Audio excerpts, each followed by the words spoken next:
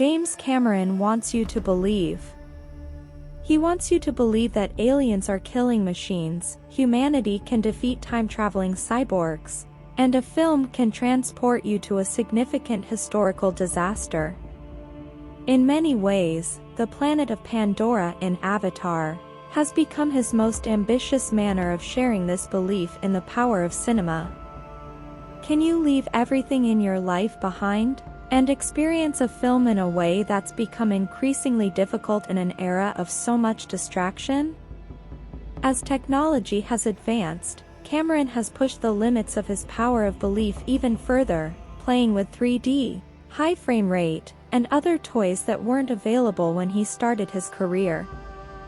But one of the many things that is so fascinating about Avatar, The Way of Water, is how that belief manifests itself in themes he's explored so often before. This wildly entertaining film isn't a retread of Avatar, but a film in which fans can pick out thematic and even visual elements of Titanic, Aliens, The Abyss, and The Terminator films. It's as if Cameron has moved to Pandora forever and brought everything he cares about. He's also clearly never leaving. Cameron invites viewers into this fully realized world with so many striking images and phenomenally rendered action scenes that everything else fades away. Maybe not right away. Avatar, The Way of Water, struggles to find its footing at first, throwing viewers back into the world of Pandora in a narratively clunky way.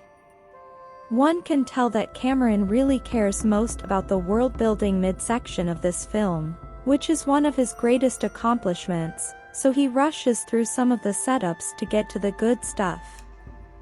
Before then, we catch up with Jake Sully, Sam Worthington, a human who is now a full-time Na-6 and partners with Neytiri, Zoe Saldaña, with whom he has started a family.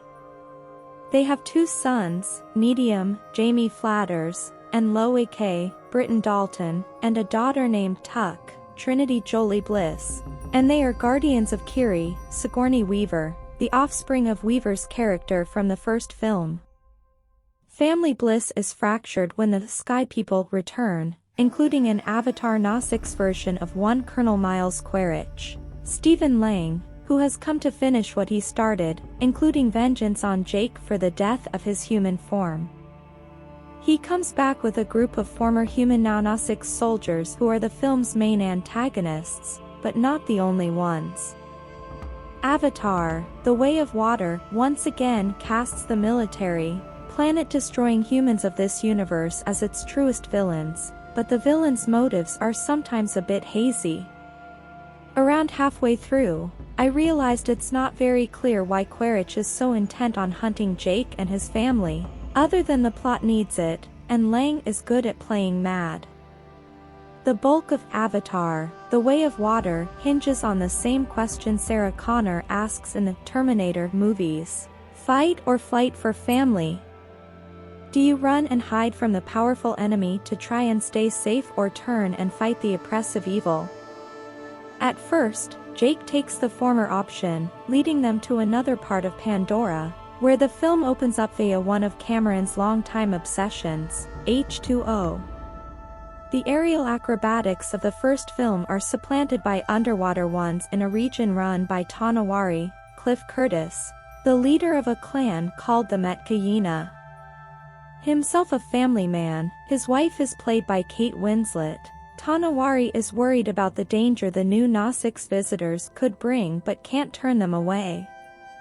Again, Cameron plays with moral questions about responsibility in the face of a powerful evil, something that recurs in a group of commercial poachers from Earth.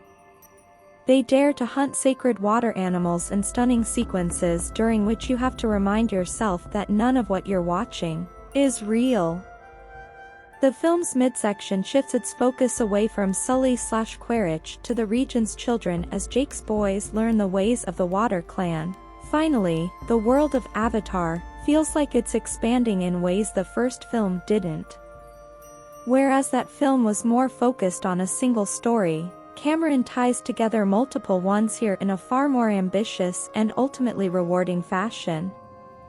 While some of the ideas and plot developments, like the connection of Kiri to Pandora or the arc of a new character named Spider, Jack Champion, are mostly table setting for future films, the entire project is made richer by creating a larger canvas for its storytelling. While one could argue that there needs to be a stronger protagonist/antagonist line through a film that discards both Jake and Quaritch for long periods, I would counter that those terms are intentionally vague here. The protagonist is the entire family and even the planet on which they live, and the antagonist is everything trying to destroy the natural world and the beings that are so connected to it. Viewers should be warned that Cameron's ear for dialogue hasn't improved. There are a few lines that will earn unintentional laughter, but there's almost something charming about his approach to character, one that weds old-fashioned storytelling to breakthrough technology. Massive blockbusters often clutter their worlds with unnecessary mythologies or backstories, whereas Cameron does just enough to ensure this impossible world stays relatable.